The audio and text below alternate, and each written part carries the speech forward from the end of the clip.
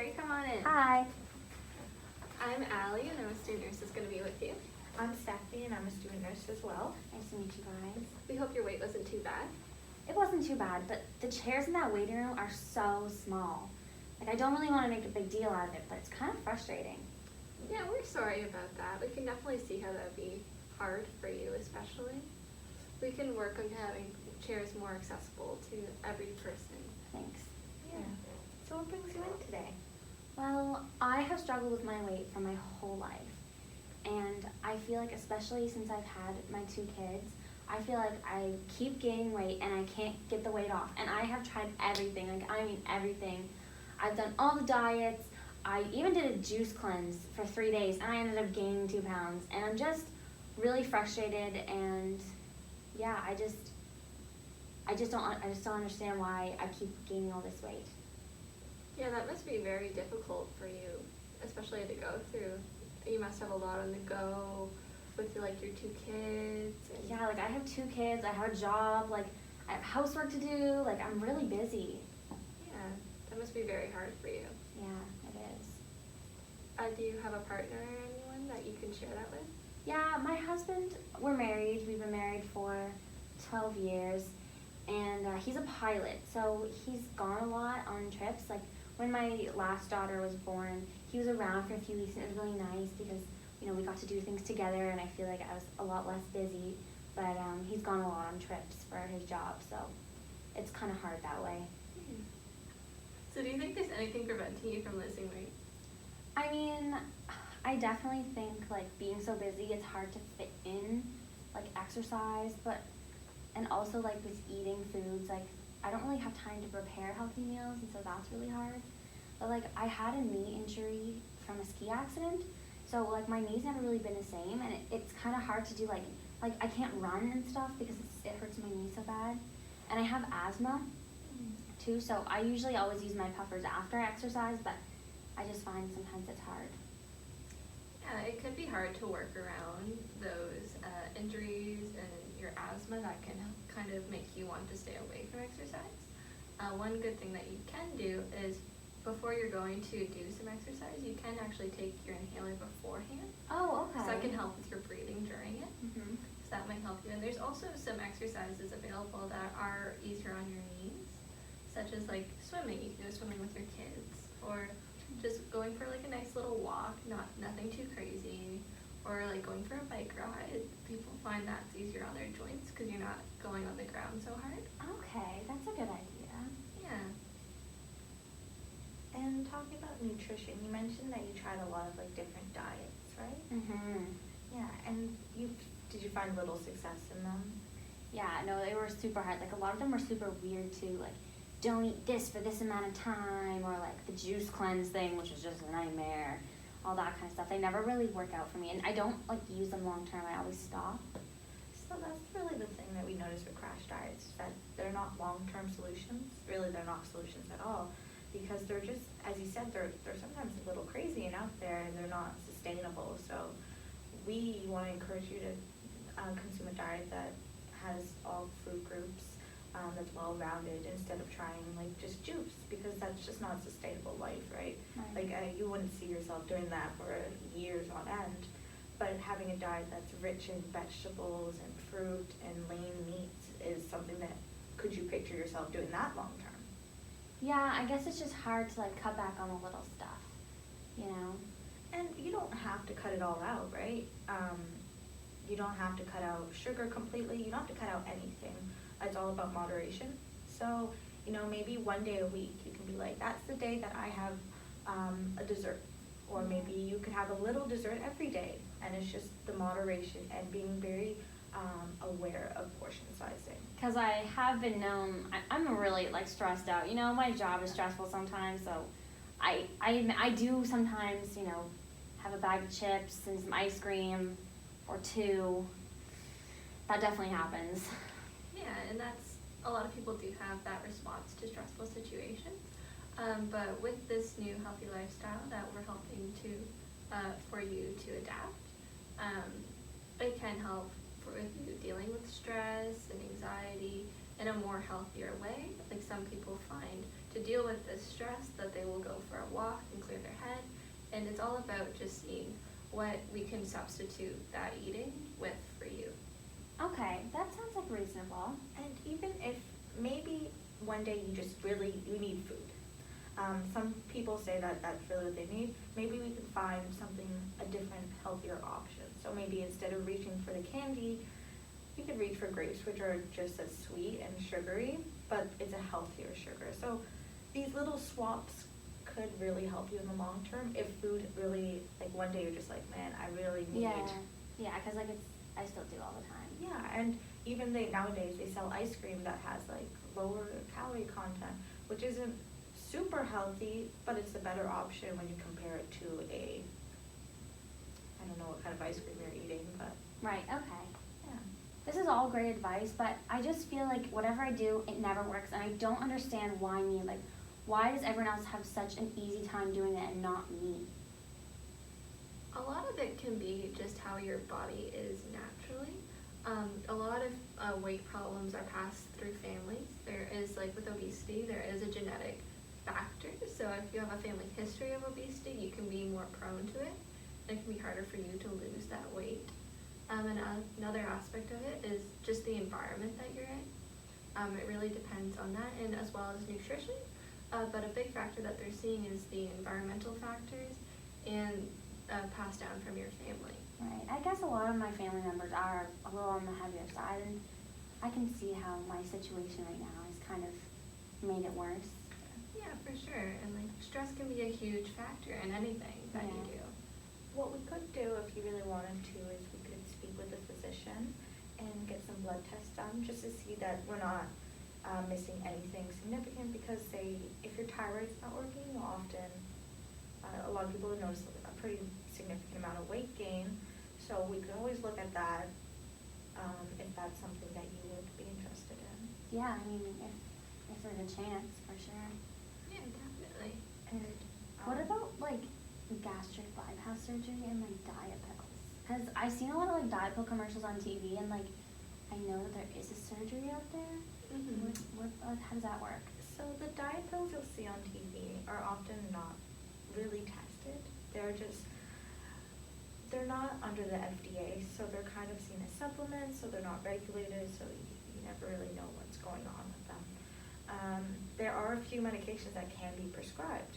However, we don't use them as first line. We'd like someone to try really hard with exercise and diet, and if establishing a plan today, and if that doesn't work, then maybe we could consider medication, but I think we would prefer to see you thrive without having to use any kind of medication. But what about surgery? So with gastric bypass surgery, there are quite a few criteria that you do have to meet. For you right now with your BMI, and your BMI takes into consideration your weight and age as well as height. So it compares what the goal weight, I will say, is for your height. So where you are now, so you are, how old are you again? I am 35. 35, all right. And so we calculated from your height, weight, and age that your BMI would be about a 34. So you would be right here. So you fall just still in the moderate criteria of the BMI. So for gastric bypass surgery, they do consider people who are have a BMI of 35 to 40. So you're not quite there yet. It is a possibility, but what they do with gastric bypass surgery is essentially they make your stomach smaller. So by making it smaller, you can't eat as much food, and a lot of people find that very difficult, and it's more difficult to get your nutrients and everything in that you need in the day. I guess I had just thought that it was like a magic weight loss surgery. I guess it's not really how it works. It's a lifetime commitment. A doctor's appointments, diet. You'll never stop following pretty strict diets because your stomach is so small. Right. It's really a lifelong commitment. There's even an 8-year-long wait list for it. So right now, you're not a candidate, and we hope that you don't become a candidate, and that we can find a solution that's not surgery, and that you can not have to commit to seeing doctors all the time. Right. So what I'm thinking we can do now is we can kind of sit down and have a discussion about what goals that you do have for your long-term goals, and we can just make some smaller goals to make it easier for you to achieve those. How does that sound? That actually sounds really good. Awesome. So what would you say your main long-term goal is? Where would you like to see yourself? I mean, at best, I'd really like to get down to like 180, not like 230 now. And I think, I mean, I know it's gonna be a long road, but I think 180 would be like a goal. Like, where would that put me on this chart? 180 would put you about right here. Okay. So Is that good? Yeah, that would be good. It would significantly decrease your risk, or your health risks, and would put you in the low risk category. So how do we start making a plan? So what I think we have to do is see what you think you could do in these next 2 weeks. So what do you think you would be able to do in Change Me Life? I mean, I'd like to start exercising. I just don't know, like maybe twice a week. Oh, yeah. And you guys had talked about maybe seeing a dietitian, so maybe I could see her. I'm not really sure how to go about making a plan. Okay, so why don't we start first with exercise? Okay. So we'll make that your first section of the plan, and then we'll go from there. So exercising, you said 2 times a week you can do it? I mean, to start, would that be okay? Yeah, you can start however many times you think you are able to do it and comfortable with doing it. You do have a busy lifestyle and you have 2 kids. So with the 2 times a week, how confident do you feel that you would be able to achieve that on a scale of 0 to 5, sorry? And probably like a 5 out of 5. I think I can do 2 times. That's not too bad. Well, that's amazing. So we'll start with that, 2 times a week. What exercise do you think works for you? Do you have any ideas? I really like your idea of swimming. Yeah. That seems like I think my kids would love that. Yeah. And also maybe you talked about like low impact exercises for my knees. I think that would be really good.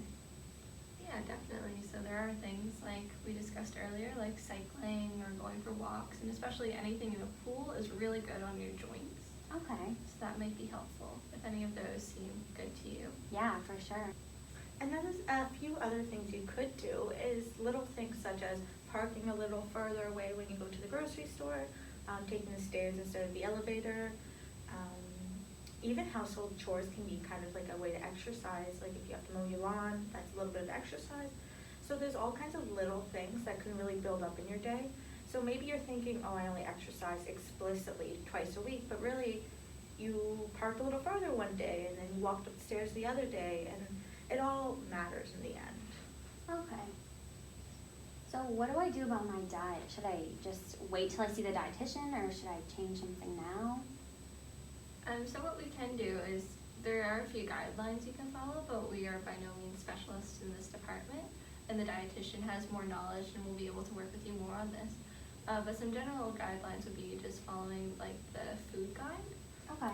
So they recently changed it, so now half your plate should be vegetables.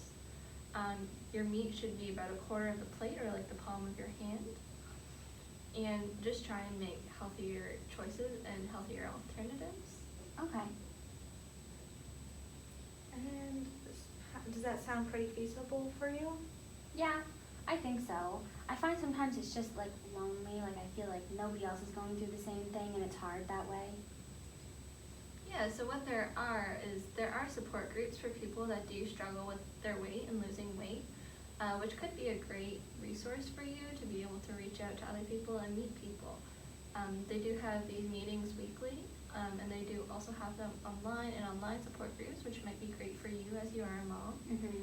And another great resource that we forgot to mention earlier is if you do join a gym, some gyms do offer childcare while you go. Oh, wow. So that could help incorporate exercise into your day, and it would be great for your kids to socialize and play with other kids too. I like that a lot. Yeah. And going off about support groups, you mentioned you sometimes eat when you're stressed. Yeah. Yeah. So there are groups for what they call overeaters. So there are people who relate to you. They stress eat too, and it's a good place to talk if you ever feel alone about it. it can also give you someone to reach out to when you're feeling like, oh, I might want a snack. Yeah. Do you think that this is something that you would like to address with maybe a counselor or a psychologist, or how do you feel about that? I don't really think I need like a psychologist or anything, Yeah. but I definitely think having like peer supports, you know, other like support groups, even online ones, I think that would be really great. I might look those up. And did you want any like tips or anything for maybe when you're feeling like you want to eat something? Yeah. Okay, so like if you're thinking about, just going all out and eating all the ice cream as you mentioned, there's a few tips that we generally give. Delaying. So maybe you're like, I want the ice cream, but I have laundry to fold. So you fold the laundry, and maybe that changes your ideas. You can always keep a little list to yourself about things you can do instead. Taking a few sips of water, seeing how you feel, trying to really come in tune with your body and noticing, am I really hungry or am I eating just to fulfill my, cope with stress? So those are things you can consider doing. They're little tips and tricks that you can incorporate into your day. You can even go play with your kids if you're feeling like eating an excessive amount of food. Just go play with your kids. Sure. So going forward for these 2 weeks, would you be able to say back to us your goals that you would like to accomplish? I want to exercise twice a week and just make healthier alternatives with my food choices and just making the little changes like, parking farther or like just taking the extra flight of stairs, things like that. Perfect, that sounds great. I just wanted to make sure that we're all on the same page here and know what we're going for. So we'll contact the dietitian for you and contact you when that's set up.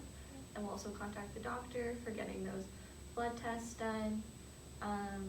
So we'll see you back in 2 weeks, I guess. So we're just going to keep in mind that your main goal here is to get down to 180, was it? I think so, yeah. Perfect. So we'll just keep that in mind and keep on going.